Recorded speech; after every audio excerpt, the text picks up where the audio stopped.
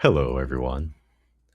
My name is John Aiden, and in my hand, I have the ramblings of a madman. That madman being myself. Um, but on the back side, or the front side, depending on your point of view, I have a list. And this list I wrote about a year ago, perhaps. A year from the day of today. Not exactly, but I'm using that as a reference because about this time last year, I moved to this place. And shortly after I moved in, I wrote this list, and it's titled "The Dominoes of Deconstruction." And the dominoes of deconstruction for me, well, deconstruction as it relates to what? Deconstruction as it relates to the Christian faith that I had, that I grew up in for 20 years as a Jehovah's Witness. Um, and I found it. It was tucked away somewhere, and I found it recently, and it's just been sitting on my desk, and I haven't really touched it in recent time because life has a way of moving away from things that were once a very important, uh, of great import to you. And the thought of deconstructing seems so far away now because I've moved so far beyond it that my Christian heritage is something of a graveyard, only to be visited on anniversaries. And this perhaps is an anniversary of sorts. Uh, June, I believe, of last year, I left my faith and I left my community, and I took up residence physically elsewhere, same city, but I was on my own, and I had to rebuild everything. I had to rebuild my social circles, my family ties. I had to re-identify, redefine mm, what family was, and I had to learn to love myself. And so all of that is involved here in these dominoes of deconstruction. And the first to fall was the inerrancy of the Bible. Just getting right into it, I have seven. This is not a comprehensive list, but when something major would come to mind, I would write it down. And I do have a separate list, and that list is questions, a list of questions. But this is just a pathway of sorts, stones that are landmarks in my journey outward. And so the first was the inerrancy of the Bible.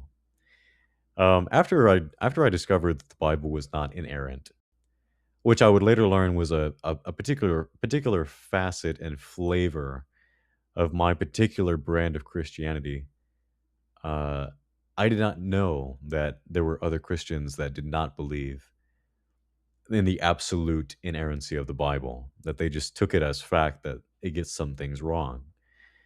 I was raised in an environment in which to question the historicity and the scientific truth value of the Bible was to be a heretic, to be an apostate. And so that was the foundation, that we had the truth because everything in the Bible could be taken for face value. As ridiculous as that statement is to someone that actually has read the Bible, you cannot take things at face value and maintain a coherent faith or doctrine and dogma. But so it was that I had this inerrant idea of the Bible. But the more critical I became and allowed myself to be of the Bible, the more I found that the things that I had already seen for myself were things that I had just refused to believe led to this fact. The Bible is not without error. Because in reality, I had seen them. The Gospels are a big example of that. But also things that you just never question. Like you just assume they happen and everyone understands that they did happen. Like the flood. You know, you go to a museum and you see cultures that have their own flood narrative, and you think, oh, yeah, well, that makes sense because the Bible says so. So obviously, these other cultures heard about this story of Noah in ancient times and they just took it on for themselves and they retold it in the way that their culture makes sense of it. Not wondering whether or not the Bible was the first to tell of a flood, and it wasn't. This story began with the Akkadians and the Sumerians, which predated the Babylonian kingdom, and just things like that. You know that these stories, if they are in the Bible, are either false or they're so old that we cannot credit the Bible for them. And it was it was in personal research that I found the most trouble. Uh, that I would find things that I didn't agree with, or things that just troubled me, just in reading the scriptures themselves, and I would see that it would affect me negatively. That I would find that when I would read the Bible, I would come away from it feeling poorer spiritually than enriched and satisfied because of the things that associated themselves with my readings. And that was um, my connecting dots between this scripture says this about God, but this one over here directly contradicts what that just said. Like in Numbers, I think chapter 23, 19, I could be mistaken. It's the account of Balaam.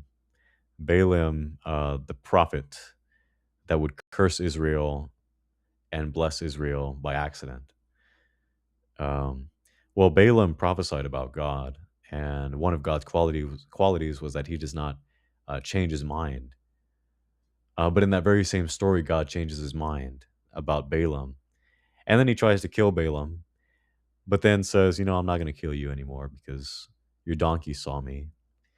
And so, because the donkey was cognizant enough to spare your life by sparing its life, I'll let you live. Just strange things like that. But that's just the tip of the iceberg. Inerrancy of the Bible. The Bible is not historically accurate. There was no Exodus. The flood narrative is not original to the Bible, and the Gospels themselves are full of errors, historical errors. Like King Herod never killed thousands of infants; he killed his own three sons, which became an allegory and that manifested in the massacre of the innocents that you find in Matthew. But things like you would just never fact check as a Christian that would take 5 minutes to research. And in those 5 minutes, had you taken that time to research whether or not these events actually happened in history, your life would be forever altered if you were honest. And I'm trying to do better about generalizing, so I need to make I statements. I was taught and persuaded to deny facts of life, facts of history, and whenever something was contradictory to my established teachings and uh, greenlit ways of thought, that was all that needed to be discussed, and nothing more. If there was something that troubled you, is because you didn't understand it, not that you understood it and it was troubling.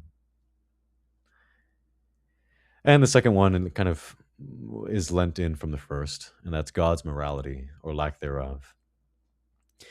God is not a moral being as it is presented in the Bible. Now, I've come to understand since leaving it all that um, we create gods, and that may seem like a very commonsensical way of making that. If you're an atheist or you're agnostic, of course humans make gods, but in the way that we make gods, from an atheist's point of view or materialist's point of view, one that only sees the natural world and what can be measured and what is known, and nothing outside of that. That's materialism. A materialist point of view would say, obviously, gods are made by men. Society agrees on a collective thought, and that thought then gains power in number.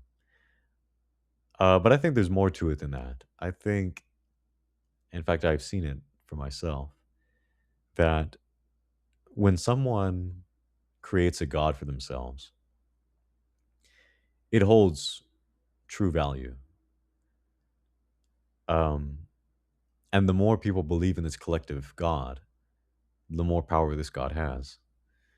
Now, as to what this God can actually do for them, I never had that experience of prayers answered or things like that. But I've heard stories, and it's kind of difficult to dismiss them. But what's unique is that these stories don't belong to any one religion. And even non religious people have their own stories, and they call it manifesting. The Christians will call it a prayer answered. And it goes on that way. And so, my understanding of the universe is that gods, whatever your God is, they just mold themselves to what you need them to be. And if you believe in their power, then your life can be in real ways altered. Um, because that leads into like one of my last points. And so I don't want to skip too far ahead. But as far as the God of the Bible is concerned, Yahweh, he's a monster. And there are some traditions in early Christianity, um, like Marcion. He was a what do you call it? Not a church father, but he was a founder of certain ideas in the early church. And one of his big points of contention was that at that time, in the first century or second century, I believe, around that time, no later than the third, Marcion proposed that the God of the Bible uh, is a wicked one, and that Jesus preached a different God. So this idea is not new. People have understood the atrocities that God does in the name of His own righteousness and His name, like ordering the genocide of children and commanding sex slavery as permissible and acceptable in things like Leviticus and Exodus. There's no excuse for these things.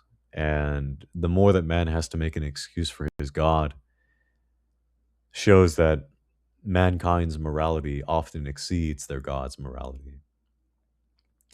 And it's it's troubling that humans can be persuaded in such a way to deny their humanity by offloading their responsibility to a higher being. And that brings me to number three, evolution. I never seriously studied evolution in high school. I grew up in a very religious community, and so I never got a full shakedown of what evolution was about. But right after leaving the Watchtower Society, like a week into it, I was like, let me see what evolution's really about. Because I wondered if I was wrong about all these things, if I knew now, no, if I acknowledged then that what I had known for my whole life was wrong, like not all that I've known is wrong, like everything that I knew was a lie, everything, and that's not an exaggeration. Um, like family ties bound by religiosity, those were lies. So when I say everything that I knew was a lie, in the ways that mattered, everything that I knew was a lie. And so I simply trusted, let me see what can be verified. What can be known? What can I know? And what can I verify for myself? And so I abandoned everything, which is why it was so easy for me to become an atheist, because my belief in God was based on misinformation. And when I discovered it was misinformation, I had no reason to believe in it anymore. And the hardest thing was just telling my family. But my integrity was more important to me than saving face, even though I knew the cost. So When I found that everything that I knew was a lie, I in taking that approach to the Bible, I said, okay, that's not true. Uh, and then I took that approach to God itself. Like, if the Bible is not true, then the God that I served, that was based on the Bible, is also not real. But then, what about everything else that I thought about science? Like, what, am I really informed? And so and it's just a superficial looking into evolution. And I went to my local science museum in Houston, and I live like 2 minutes from it, so it's convenient. And I went to the first floor where the human exhibits are, and you see just the evolutionary tree of humanity, and that humans weren't the first species of human, and that there was a gradation. There was a family tree of humanity, and there were multiple species, and Homo sapiens were the ones that endured, and we assimilated the rest into our genome. So that's why we have some people. I think they say 12 to 20% of the population has 2% Neanderthal DNA, something like that. And all the others, all the others, we have traces of these ghosts in our DNA.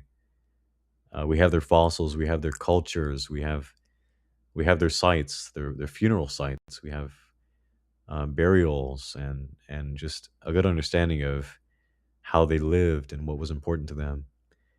That they had language and they had culture. They were sophisticated. Um, and it was just so easy to fall into it. Like, this makes sense. This, you can see it. Um, Whales have vestigial legs tucked into their bodies. Why? It's just like, if you allow yourself to abandon everything and then just accept everything that makes sense, that can be verified, understanding the world becomes so easy. And then number four, Jesus wasn't raised. Well, that may be bad. That may be a bit out of order, because that's also like the number one inerrancy of the Bible. But Jesus is such a big figure, and I had to abandon everything, and that included Jesus. Um, I don't consider myself to be a moral person because because of having studied Jesus Christ. I in the months following my deconstruction, I actually did something that surprised me. I took another look at the Bible mentally, and I would over time kind of reflect on the things that I'd read in the Bible. Because right after leaving, I became upset and jaded and thought the Bible is good for nothing and it should be destroyed. It should never have survived this long. Or if it did, religion that was born from it should not have survived. Like, why is Christianity still a thing? But then I began to adjust my perspective of the Bible, and I took it as this is a historical document. Um, Accepting the view that these are human words, like there's nothing divine inherently about this that would make it distinct from something else that was considered a sacred text. Like, all the sacred texts in the world are divine, but they're all human, and so not distinguishing one from the other and allowing myself to embrace the humanity and the errancy and just the fact that these people were mistaken sometimes and they had flaws because they were human. And to be human is to have flaws, so that there is no perfection, but there's no imperfection either. These concepts do not exist if it's a state of being that cannot be escaped. And so, why bother distinguishing perfect from imperfect? If we are human, we are perfect because we are human. We are a perfect human. And understanding that these beings in the Bible that were recorded and fabricated, we don't know how much was true or how much was false in certain instances, but knowing these people, and you can know them because you know yourself. and you see yourself in them. That is what makes it divine. And so that's what I consider Jesus to be. Jesus, he's a divine figure because he understood the human condition. And I do believe there was a historical Jesus, but what is known about him is much different than what is recorded in the Bible. There's a tale in India. There's a certain school among the Naga people, of which the Mayans were descendants. The Naga, and it is said that the school still exists, but I can't verify that.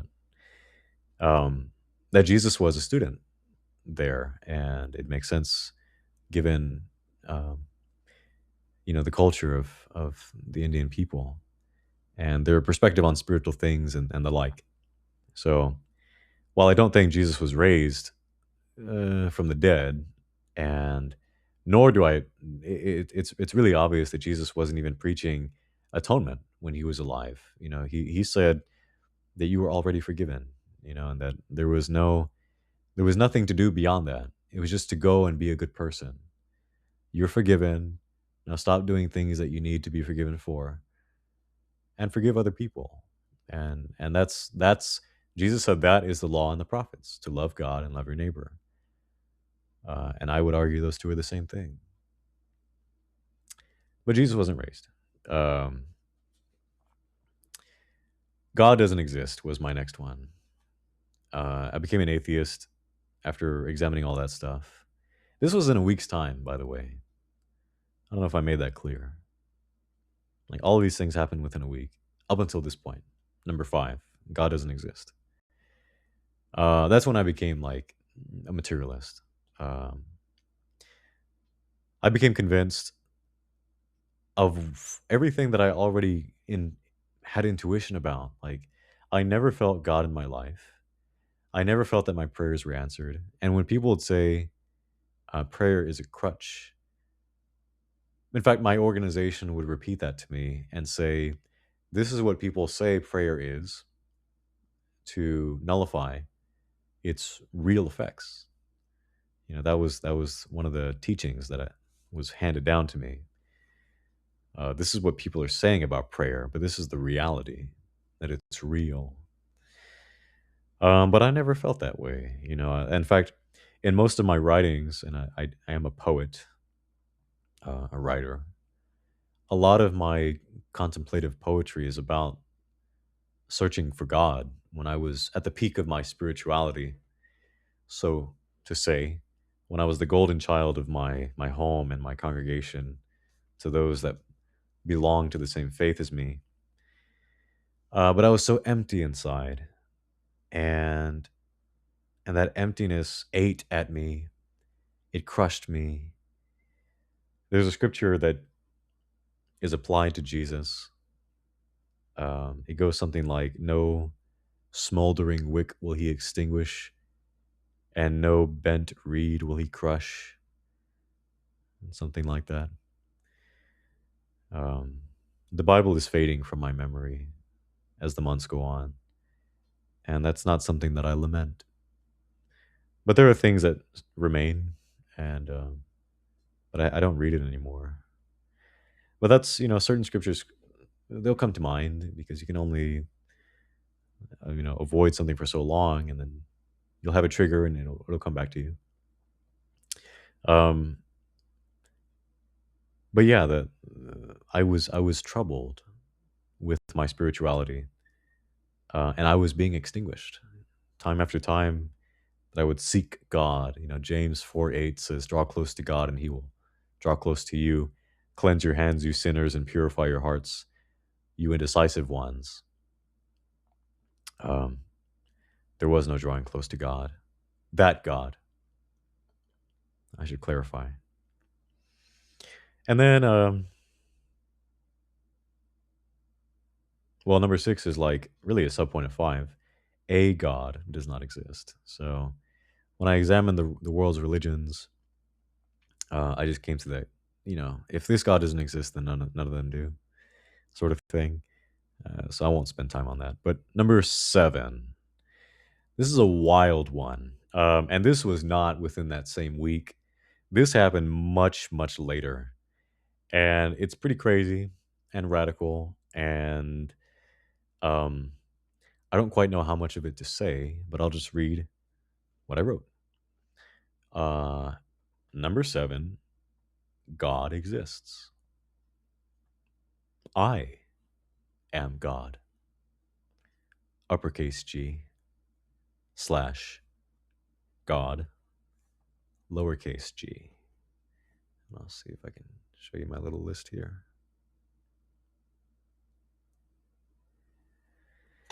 Um, I am God.